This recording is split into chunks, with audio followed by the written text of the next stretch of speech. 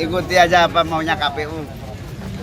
Yang penting KPU harus fair, terbuka, demokratis. Ya silakan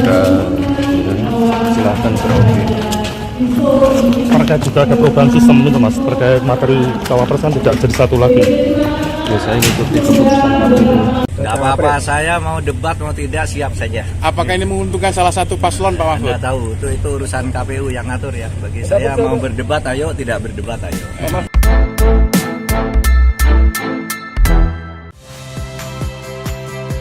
Saya Friska Clarissa. Saksikan program-program Kompas TV melalui siaran digital, pay TV, dan media streaming lainnya. Kompas TV, independen, terpercaya.